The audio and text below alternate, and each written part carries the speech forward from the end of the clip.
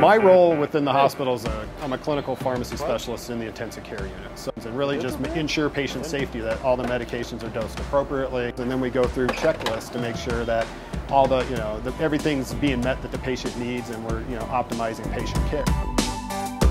I've been a preceptor for about 10 years now. I graduated in 2003 from CU and started precepting right out of school. So I precept for many reasons. It's just really rewarding when you see students when they first come in for a rotation and watch them learn and progress over the 6 weeks and sit back and you'd be like, wow, you contribute to the education of that student. So it's really rewarding to watch them over the 6 weeks. Not only just learning more of medication knowledge, but watching their confidence grow, because it's just here, for instance, it was such a good environment. The students are involved with physicians. The physicians come up and ask them questions. So it allows them to get more confident, and be able to, bring up medication-related concerns and stuff like that. But it's just really rewarding to watch students grow and appreciate it too. They're so thankful at the end. Thank you for giving me this great opportunity and all that. So it's just great watching the students learn. But this new curriculum's fantastic. I think it's great. The students like it. It's nice for the pharmacist as well, because it's like, yeah, this is what I'm doing. And then, like I said, then with getting introduced earlier with the didactic knowledge with disease states and medications, like I said, they come in ready to go. The curriculum's changed significantly since I graduated. It seems like students are more involved with our day-to-day activities when you come out on rotations.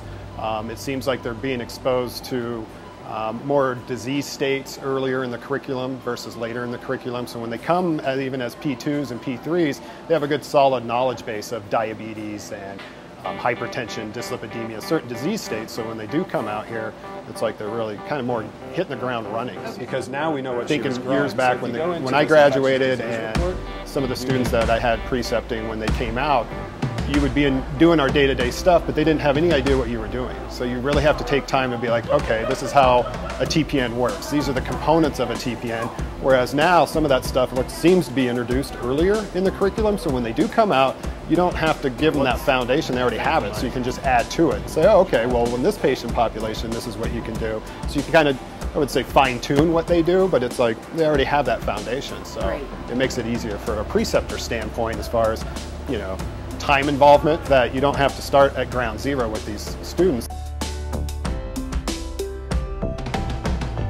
As far as their IPI rotations, when they come out, the activities that they're doing when they're out here are really applicable to what we do as pharmacists. I mean, helping with medication consults that we do in our day-to-day activities. If we have to dose certain antibiotics or adjust medication dosages based on renal function or liver dysfunction, they already have that knowledge and they're already coming out. So the activities they have to do, it's like, well, I do that every day, so it makes it easier from a preceptor standpoint.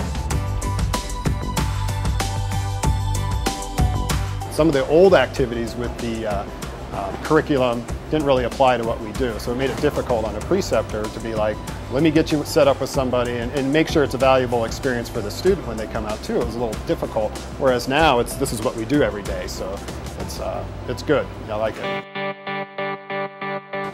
When I graduated, like I said, in 2003, I worked hospital as an intern and as a technician, so I kind of knew what pharmacy was involved in, but it didn't seem like it was as in depth, whereas now they're seeing all this stuff earlier, they're getting out into the pharmacies and hospitals earlier, so they can jump right in and do what we do. So it's nice that they're not just shadowing, because different people learn different ways. Some people may learn from shadowing, just let me listen to what you're saying and watch what you're doing, but you got to incorporate different teaching practices and the whole. Students learn differently, so if you can talk and have them do it, they're involved, they're actually doing this, they're thinking, you're asking them questions, they get more out of it when they come here as well.